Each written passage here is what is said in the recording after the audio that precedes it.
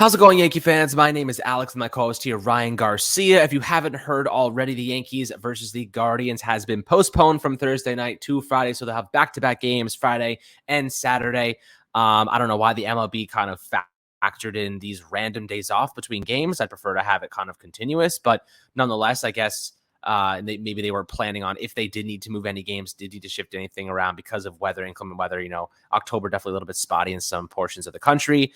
They have a little bit of leeway and they can push games if need be. You don't want to be playing a doubleheader in the playoffs. That's obviously not an ideal scenario for either team.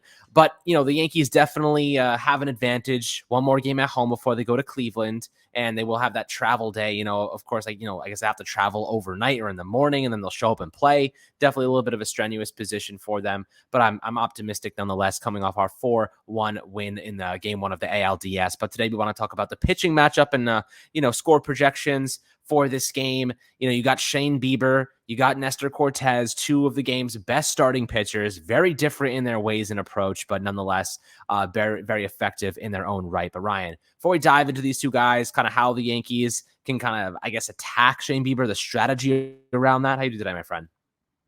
I'm doing great. The Yankees unfortunately will not be playing today, as you mentioned, which is, a little bit of a bummer, but it's whatever. But Shane Bieber's a guy where he's not going to be a heavy fastball guy. There's not a sit on the fastball and attack. When we talked about Cal Quantrill, he was a cutter sinker guy. There is that fastball, those fastball variants that you're going to sit back and wait for. Shane Bieber's velocity is down from years past. He's sitting at 91.3 miles per hour. In 2021, it was 92.8. In 2020, it was 94.1. So, this is a guy who doesn't have the fastball he once had. And because of that, the fastball, isn't an elite whiff pitch the way it was in 2020, where he was getting a 25% whiff rate, which on a fastball is pretty good. And we see him becoming more of a slider guy, right? In 2020, his slider usage was 11.6%. Now it's 28.8%.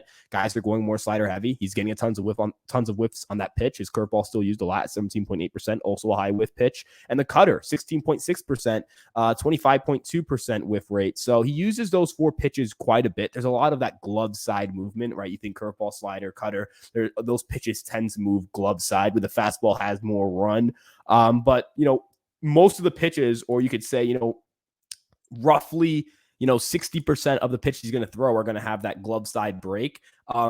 Right-handed hitters have to be prepared to, go take it the other way if need be, or if he hangs the slider, pull it. But I think the Yankees, they've had success against Bieber in the past. This isn't like a thing that was only because of the wild card game. He does have a 5.7 ERA against the Yankees in his career, but those are different iterations of Shane Bieber, right? Those are, 2018, 2019, which are a little bit harder throwing, 2021, which is still a slightly harder throwing Bieber, a better version of the fastball, a different pitcher inherently. So how will the Yankees respond to a guy who's a heavy slider guy? How will the Yankees respond to a pitcher who doesn't dominate the way that typical right-handed guys dominate, right? You think of crafty guys, you think more of the left-handers of the league or veterans. Bieber's very young. Bieber's a right-hander. Bieber used to be a power pitcher, and he's not that anymore. So how can the Yankees attack a guy who not only reinvented himself but did so at a high rate? We'll have to see, but this should be an interesting matchup because, again, Bieber's kind of different than the Bieber we saw last time in the postseason, and we killed him that year. So is that new approach going to help him, or will it make him worse? We'll have to wait and see. Absolutely. Now, Shane Bieber, as you said, velocity has dipped down a little bit on his fastball, but he has an absolutely lethal slider. Doesn't have that sweeping action like you'll see from Luis Severino, but it does have that vertical drop that's quite significant. I think at 18% more vertical drop than the average pitcher. So, he has some very, very potent strengths, and the whiff rate that he generates on that slider specifically, a 39.4% whiff rate and 27.5% put away rate. That thing just dips out of the zone like nothing. It's like a Frisbee, man. I don't even know how he makes a baseball move that much. But if you're a batter, that thing's coming in and it ends up in a whole different spot. You start your swing, you got to be aiming 5-6 inches below wherever you're targeting to hit that slider. Even if it hangs, it's moving so much, it's hard to catch up to.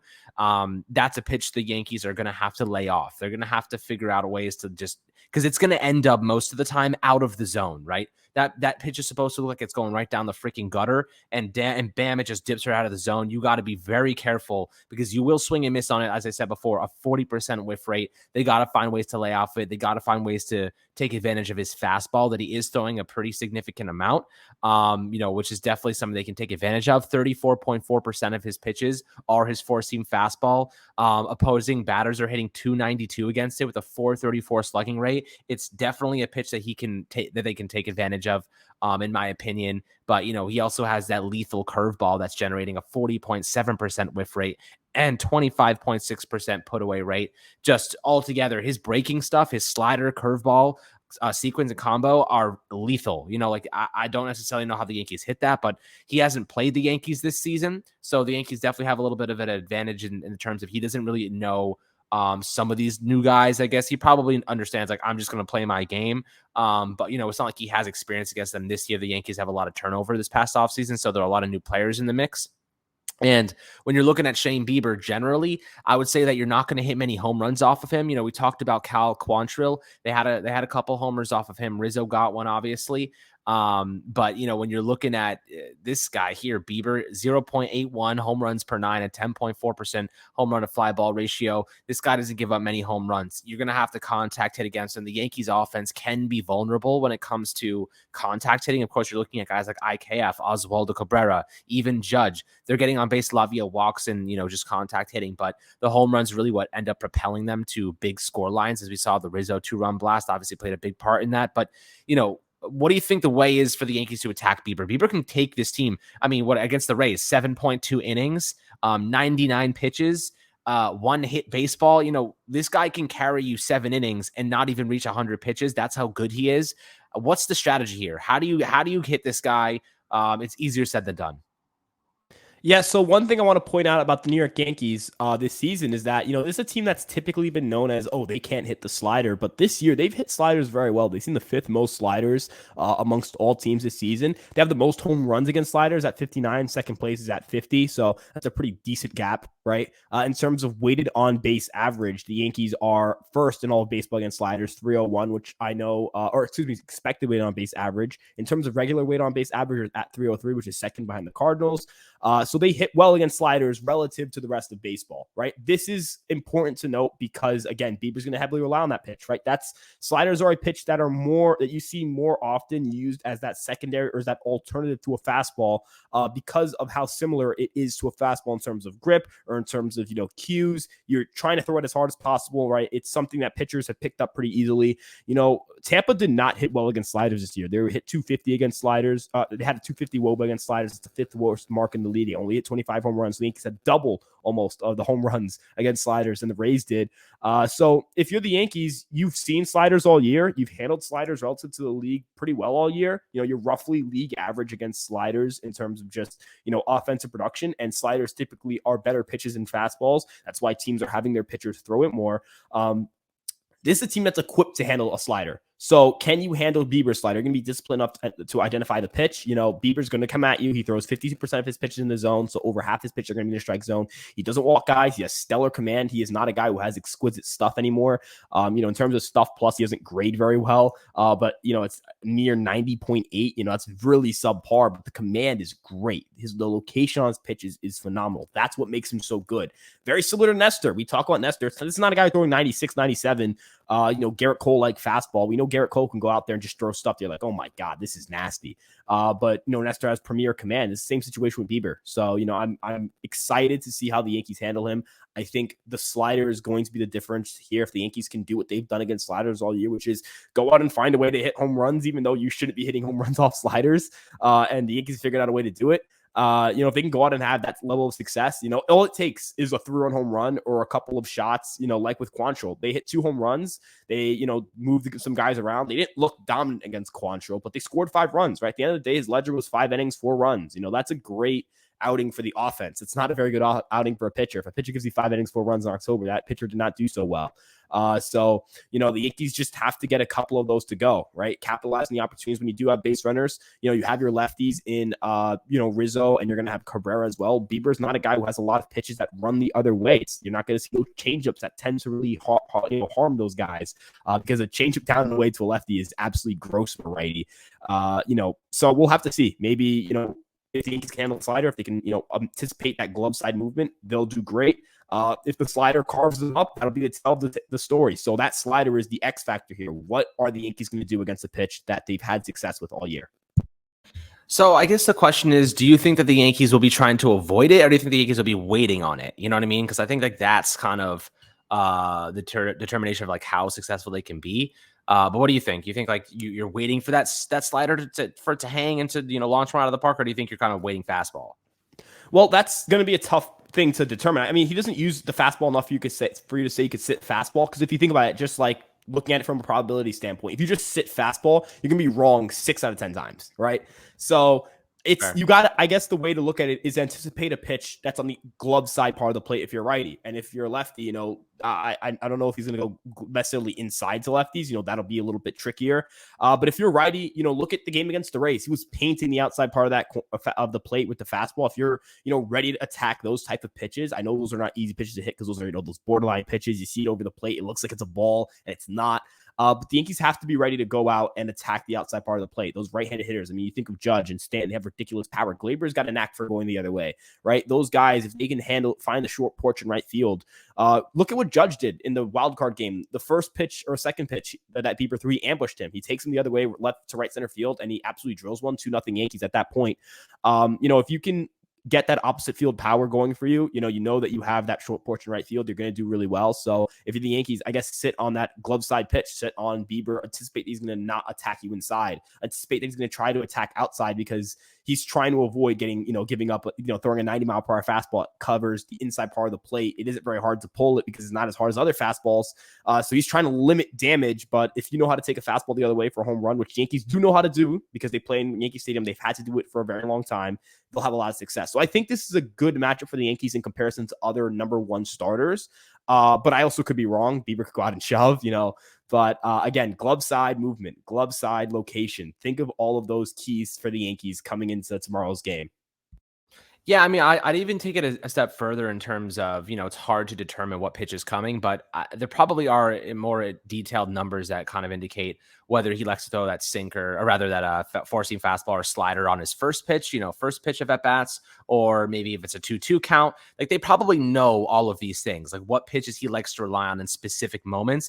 Being that his slider generates the most strikeouts, you have to imagine if you have 2 strikes on the board, he's going to throw that slider again, at least 1 or 2 times to try and get you to go, especially if it's a 2-2 count, if it's a 3-2 count, you're going to see a lot of sliders trying to get that strikeout pitch. So I imagine with 2 strikes, a lot of our hitters may be sitting on the slider because the probability, I would say, probably skyrockets up to more of like a 60% chance than a 30% chance just based on the usage and what he likes to do in those scenarios. But the Yankees obviously have their own great starting pitcher on the other side of the mountain, Nestor Cortez. He has been tremendous this year.